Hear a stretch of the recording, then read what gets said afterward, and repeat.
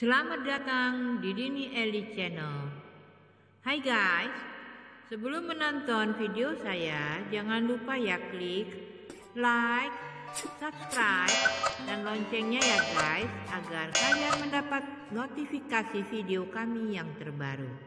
Bagi yang sudah pernah subscribe, saya ucapkan banyak terima kasih. Selamat menonton. Nonton sampai akhir ya guys. Terima kasih. Mas Luna kan bermudik, Kamu pakai travel nih kan? Ya. Kebetulan alhamdulillah gratisan. Oh, bisa gratis ya? Iya. Oke, naik bis terus? Nah, terus tapi sama orang ini. Orang ini siapa? Orang Dia punya ini. penyakit TBC, Dok. Oh. Nah, Mas Luna kebetulan dalam mobil. Berapa lama? 13 hari. Hah?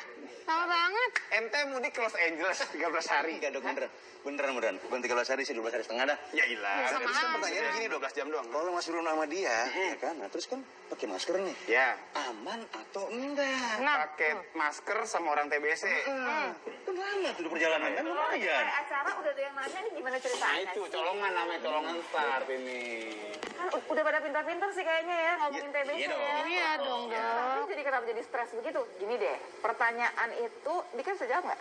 Ya bisa ya gitu lah. Lebih baik orang yang bener banget nih Nah, itu deh, jawabnya gitu mendingan. ya. Dia dokter paru kan bakal datang hari ini. Nah, Tanya cocok. sama dokter April aja nanti. Oke, Pas siap. tuh. Iya, Dok, biar tahu ya. Dok, biar Memang tadi mudiknya sebenarnya aman. satu mobil tuh berapa lama? Emang travel gitu kan ya? Satu harian lah, satu hari. Ini 12 hari. Pada saat Iya gitu kan dilebihin. ya. 11 hari istirahat di warung. Nih, kalau main ini ngomongnya satu hari dong. Oh, Bener ketahuan. ya. Kita buka dulu Kita buka ya. dulu ya. Ayo kasih Nika. Iya, Dok. Sih, jangan sampai bagi-bagi sama yang lain. Itu Tapi dia. sih itu bagus banget tuh pertanyaannya. Mas Bruno tadi ya, makanya kalau ada yang jawab nih Kak, nanti yang memang benar-benar ahli soal TBC. Kita punya dua narasumber kece nih ya. Pertama ada Dokter Dian Apriliana. Dokter Dari April. namanya udah ketahuan ya bahwa bentar lagi lahir ulang tahun. bulan Maret. Oh, bulan Jangan April. macem-macem, ah. Iya, Dokter Dian April, padahal Dokter April ya. Adalah seorang dokter spesialis paru. Oke. Ada lagi yang kedua, Dokter Immanuel Hendro, spesialis bedah. Nah. Dari mana nih kenapa ada bedahnya? Nih, Apa kenapa? urusannya sama dokter bedah? Nanti kita akan kita ngomongin. bahas semua. Dan yang paling asik dari hal dokternya apa sih? Bisa nanya langsung sama dokternya. Yes, bisa banget telepon ke yang untuk yang Jakarta di 5743476. Untuk yang di luar Jakarta pakai 021 5743478. Plus Instagram. Bisa langsung diketik aja pertanyaannya, mention ke @halodoktertvri. Oke, yang Instagram langsung ketik sekarang. Yes. Kalau yang mau telepon langsung, tunggu sampai nanti segmen 3. Kita jeda sebentar, kita kembali sesaat lagi. Jangan kemana-mana ya. Tetap di Halo Dokter, karena sehat itu Asik.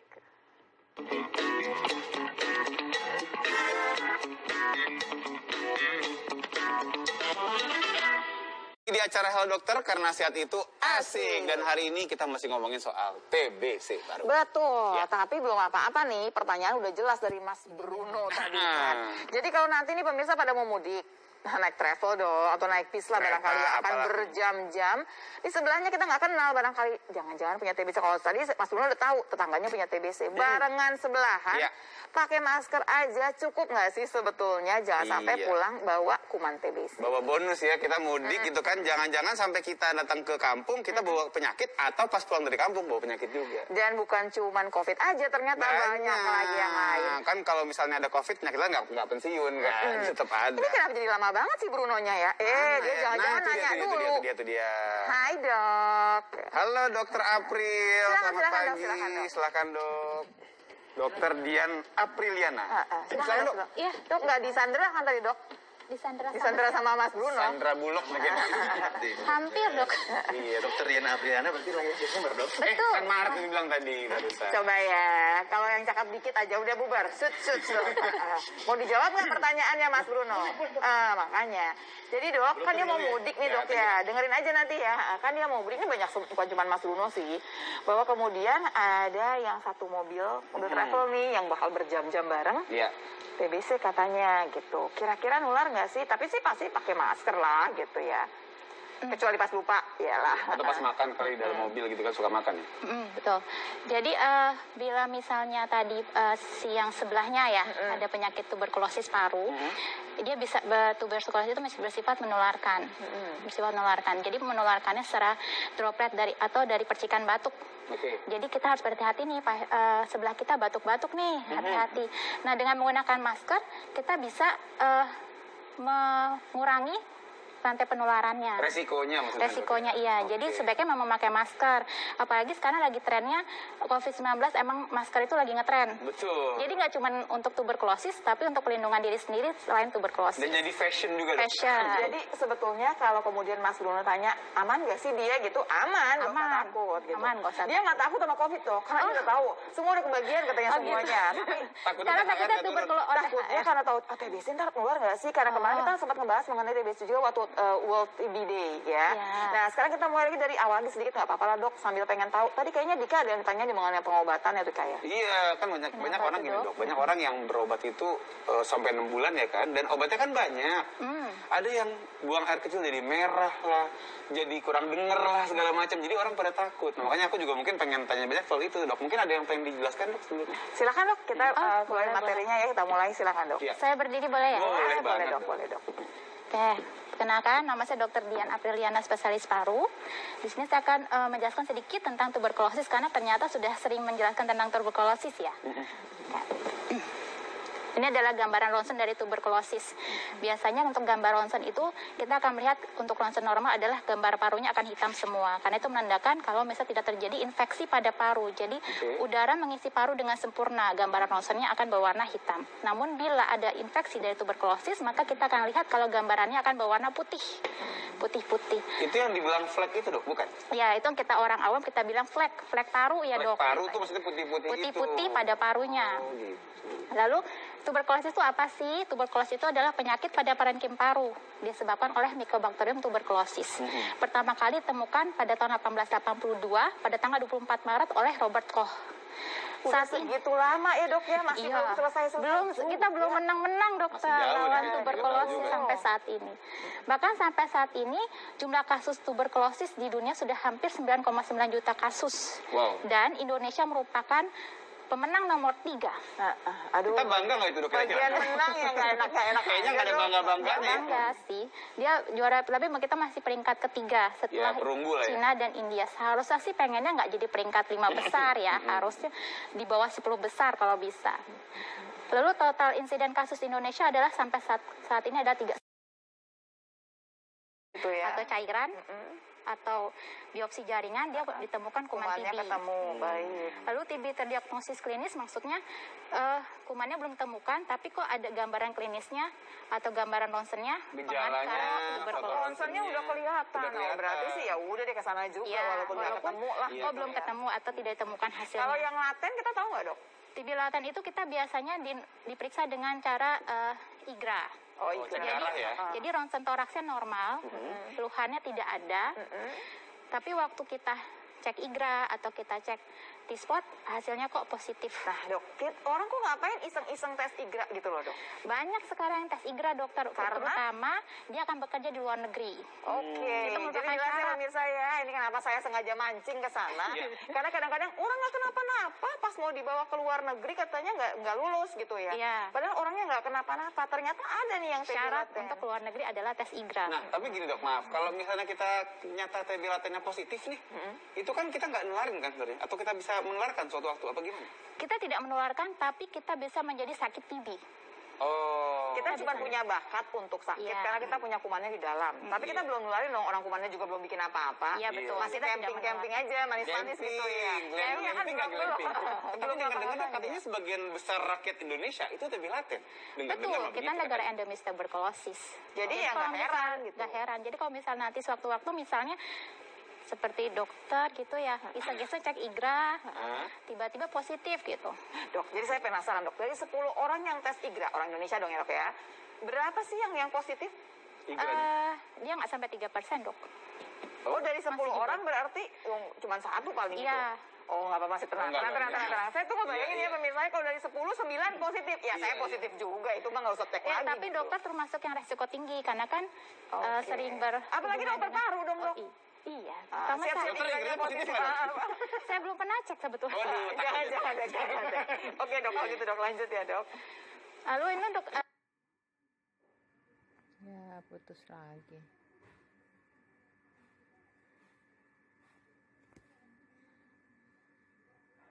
bukan sih, kita ada beberapa pemeriksaan. Pertama, selain tadi gejala klinisnya, kita melakukan pemeriksaan ronsen. Nanti kan tadi ronsen udah kelihatan ya. Kalau yang tadi tuh lesi luas kelihatannya. Tapi nanti ada lesi minimal cuma sedikit. Oke, dok, kita mesti jeda dulu dok. Dulu ya dok. Ya. Pertanyaan saya masih ngomongin pemeriksaan. Dok, dulu ada yang namanya pemeriksaan mantuk. Ya. Yang katanya sekarang susah banget nyarinya. Oke dok, itu mantuk masih dipakai atau tidak? Dia berguna atau tidak? Nanti dijawabnya. Yes, betul banget. Jadi abis ini kita akan lanjut ke segmen 3, di mana kita bisa ngobrol langsung sama Dr. April, tentu lewat telepon di 5743476. Untuk yang luar Jakarta pakai 021 5743478. Atau ke Instagram aja. Boleh juga diketik @haldokter_tvri. Betul. Kita akan jeda sebentar. Kita akan kembali sesaat lagi ya pemirsa. Jangan kemana-mana, tetap di Halo Dokter. Karena set itu asik.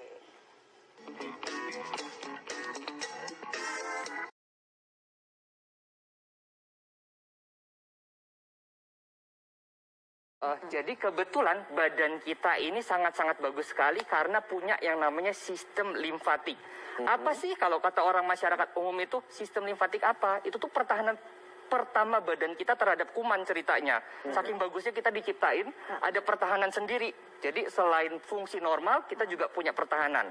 Jadi ini sistem limfatik kita mulai dari atas kepala sampai ke kaki itu ada dia. Jadi kelenjar limfe itu tujuannya untuk menyaring setiap kuman yang beredar di dalam darah kita tujuannya ya. Nah, kelenjar limfe itu paling besarnya ada di daerah leher yang kelihatan, terus di daerah ketiak sama di daerah lipat paha. Nah, itu paling sering ya, paling gampang kelihatan ya. Nah, terus ini dia. Apa sih dok penyebab kelenjar getah bening bengkak? Itu ada 4 penyebab. Yang pertama tadi sudah saya sebutkan, infeksi ya. Jadi misalnya karena ada batuk, pilek, demam, terus udah gitu ada sakit gigi contohnya. Batuk, pilek, demam, sakit gigi yang besar di mana? Silakan dok. Silakan juga seperti ada Instagram ya. Ada Instagram juga yang sudah ingin bertanya nih seperti Saya tuh pengen nanya yang bekas jahitannya itu loh dok. Kadang-kadang bekas jahitan jadi kayak tato seumur hidup. Maksudnya pokoknya TBC gitu pernah di situ gitu kan jadi kesannya. Oke. Ini karena panjang biar aku yang kaya. Boleh. Dari @rizkyseptia.n. Halo dokter, mau cerita nih, dulu punya benjolan di ketiak sebelah kanan. Ketiak ya dok. Ketiak sebelah kanan, didiagnosis kelenjar TBC. Menjalani pengobatan OAT, antituberkulosis selama 9 bulan. Dan dinyatakan sudah selesai dan benjolan sudah kempes. Tapi kok sekarang kadang-kadang bekasnya pas banget tadi kalau nanya masih suka nyeri dan tangan juga gampang pegel. Mungkin tangan kanan itu ya. Gimana sih dok untuk mengatasinya? Terima kasih. Jadi, Mana dokter Hendro? Bagus banget nih pertanyaannya dari Mbak Rizky. Jadi aku senang banget karena udah diambil, terus udah gitu tadi udah ada pengobatan ya selama 9 bulan, terus sudah kempes lagi. Itu kita harus syukur banget. Jadi kadang-kadang kenapa dia ada masih serasa sedikit nyeri sama pegel, nggak apa-apa. Itu adalah bagian dari proses penyembuhan badan kita sendiri. Ceritanya. Jadi kamu nanti akan ada satu saat yang terasa nyut gitu atau nyut sesekali, nggak apa-apa. Tapi untuk terkenal lagi, ya memang tidak mudah ya dokter, apalagi sudah berobat selama 9 bulan. Namun kan ada saatnya imun kita turun. Dan kita juga daerah endemis masih ada juga penularan lagi dari orang lain. Bisa. Jadi intinya kalau ketularan lagi bisa nih pemirsa. Tapi nggak usah takut. Kalau udah sampai pengobatan sampai ujung itu kan kecil kemungkinannya, nggak banyak. Biasanya yang kena lagi itu bukan kena lagi sebenarnya. Memang belum selesai pengobatan, berhenti dia pengobatan. Itu dia. Makanya tadi aku juga pengen nanya kan kak. Pengobatan kan obatnya banyak. Udah gitu lama. Itu efek sampingnya, gejala-gejala yang dirasain pasti kan bikin gak nyaman juga kadang-kadang. Makanya itu mesti gimana gitu kak. Nanti dijawabnya ya dok ya. Kita jeda sebentar lagi nih pemirsa ya. Kita akan kembali sesaat lagi. Jangan kemana-mana pemirsa. Tetap di Halo Dokter karena sehat itu asik. Jika kita ulang nih pemirsa ya, kan memang obatnya banyak. Tapi ketakutannya juga banyak, ada efek samping, ketakutan ginjalnya rusak. Nah, tuh gimana tuh dok? Berbulan-bulan pula minumnya, itu gimana dok? Nggak apa-apa tuh ginjalnya? Betul. Tapi kan kita tetap lihat sebaiknya minum atau tidak. Saya tidak akan bohong. Obat itu ada efek samping. Untuk obat tuberkulosis pasti yang paling banyak efek samping ke hati dan ke ginjal. Karena memang kerja mereka obat-obat tersebut adalah di hati dan di ginjal.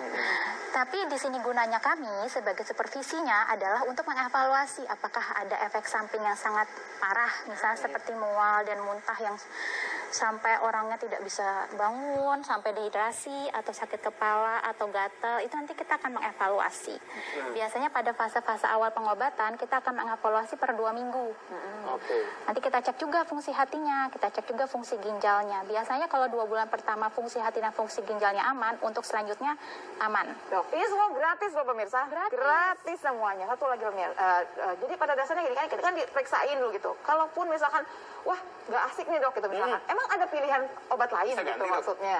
Pilihan obat lain tidak ada. Oh, jadi diapain? Tapi nanti kalau misalnya ceritanya fungsi hatinya meningkat gitu kan, misalnya sampai mual atau muntah, Tes fungsi hati meningkat, ya. tapi nggak bagus tuh pemirsa. Berarti turun, Iya, gitu fungsi ya. liver turun fungsi ya? livernya turun, tes fungsi hatinya meningkat. Itu biasanya kalau gejala mual muntah cukup parah, kita hentikan dulu, kita perbaiki dulu fungsi hatinya.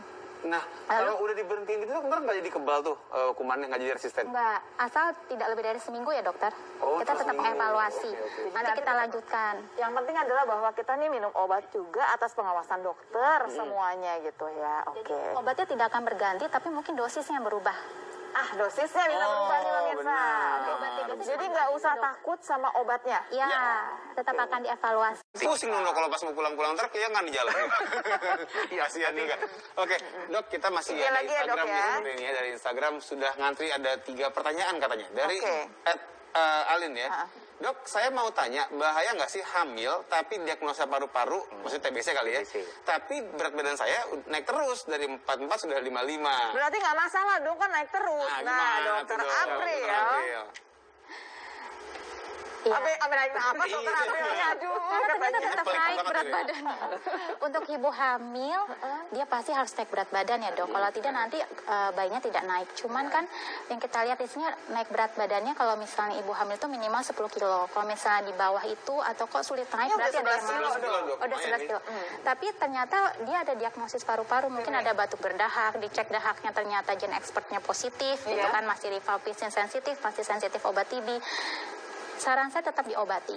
Nah, ibu Dalam hamil keadaan hamil? Nah, Tidak masalah. oh boleh. Boleh, obatnya sama. Oke, kita balik ya dok ya. Kalau dia nggak berobat dok, Nanti paru-parunya tambah rusak. Anaknya gimana? Anaknya bisa terkena juga. gitu Iya, nggak? Nah, jadi bisa penularannya bisa intra sama pas keluar ya. bisa dari intra. bisa intra. Tapi Jadi nggak batuk-batuk kan lahirnya? enggak, tapi pas kita cek ternyata ada kuman TB-nya, kan kasihan anaknya. Jadi sebaiknya tetap diobati. Ini loh, sebetulnya ibu hamil, ini Mbak Alin gini loh Mbak Alin, kan lebih sedih lagi kalau kemudian yang minum obat berdua. Mbak Alin kan ini udah melahirkan nih, Mbak Alinnya minum obat, terusnya anaknya juga minum obat. Iya. Padahal kalau Mbak Alin dalam keadaan hamil minum obat, si bayinya Sepaket. bisa nggak masalah gitu ya. Gitu ya Mbak Alin ya. Oke, berikutnya ada lagi nih Kak, monggo Kak. Lanjut. Kalau lah mungkin. Coba next. Ini Mbak Wiwi nih ya. Saya Wiwi di Sidoarjo sedang menjalani pengobatan. Nah, ya punya anak bayi usia Enggak, Itu ya, pada Dok, ya? bayi itu kan dia masih rentan pada alergi ya, sedikit-sedikit batuk, jadi tetap harus dievaluasi. Hanya Mbak Wiwi ini ada kontak erat, dia sedang pengobatan Jadi TBC, Kak, jadi pokoknya tetap asal bisa punya anak diprofilaksis. kecil, kontak erat sama ibunya positif, anaknya dapat langsung. Karena 2 bulan pertama itu dia sifat penularannya sangat tinggi. Jadi misalnya nggak sengaja kita menyusui, nggak pakai masker, kan kontak ya. Iya. Jadi pemirsa, satu lagi pemirsa, kita udah pernah bahas berkali-kali, kalau anak kecil itu karena batuknya juga susah ngeluarin dahaknya gitu ceritanya, dia nggak menularkan, tapi kalau orang dewasa ceritanya udah beda. Ya. Punya satu orang di rumah yang TBC-nya positif, semua anak-anak yang nempel sama dia udah mesti hati-hati. Jadi suka salah kaprah ini orang tuanya. Iya, anak saya TBC, jadi saya ketularan anak saya ya. Enggak terbalik. Anak itu tidak pernah menularkan, yang menularkan orang dewasa. Jadi Tenang, pasti dosanya belum banyak mereka ya, kita yang dosanya agak banyak ya orang dewasa pastinya sekitarnya ya. berarti ada yang tuberkulosis, walaupun bukan ibunya gitu. Iya, pengasuhnya kan. Iya. Oke. Lanjut Satu lagi kayaknya ada lagi ya Instagram ya. Boleh? Satu lagi. Dari Irnawati nih, Irna_2. Dokter, saya pernah kena TB paru. Ketahuannya tiba-tiba batuk keluar darah. Sudah berhasil sembuh dengan pengobatan 7 bulan. Tapi kenapa masih terasa seperti sesak ya, Nah, Dok? itu dia. Ya, pada penderita TB pos pengobatan tuberkulosis ada namanya sindrom obstruksi pasca tuberkulosis. Dia masih suka terasa sesak karena memang awalnya itu kan ada jaringan parut-paru mungkin ya tadinya terbentuk jaringan parut, jadi ada beberapa saluran nafas yang obstruksi. Jadi misalnya aktivitas terlalu berat gampang dia mempetek. Gitu. Bisa hilang nggak dok nanti? Biasanya dengan olahraga yang teratur, mungkin dokter olahraga, ya ada olahraga pernapasan ya dok ya, itu nanti bisa mengurangi bahkan nanti lama-lama jadi Jadi Mbak Irna kejadiannya nggak apa-apa Mbak Irna, itu biasa kejadian, tapi bisa diusahakan kemudian bisa hilang. Caranya adalah sering-sering ketemu dokter Dika ya, olahraga dengan teratur. Nah kan emang harus tuh pola hidup sehat Maya. Betul banget, dan selain juga pola hidup sehat tadi kalau misalnya memang sudah terdiagnosis TB ya udah harus disiplin. Betul. Harus bener-bener yang namanya minum obatnya harus sesuai dengan arahan dokternya dan sampai tuntas, karena kalau nggak tuntas makin ribet nanti jadinya. Satu lagi, kalau kemudian sudah punya itu berenjel-berenjel tadi itu ya, jalan-jalan ke dokter Hendro biar cantik lagi, biar cakep lagi, walaupun pakai jilbab kan ya. Iya, dan sepertinya udah ada yang stretching dari di sana ya. Ada Mas Bruno sama Mbak Uti udah pemanasan tadi kayaknya mau pantun. Ini kalau di sana ini pantunnya pakai mudik nggak? Coba pengen tahu. Oh enggak ya, lanjut. Gimana coba? Siapa duluan? Dengerin dokter ya. Buah jagung mengandung zat besi. Sehat. Cabai merah mengandung vitamin C. Bener. Yuk atur pola makan dan nutrisi agar terhindar dari TBC. Jalan yang benar dok, jalan yang sesat. Coba.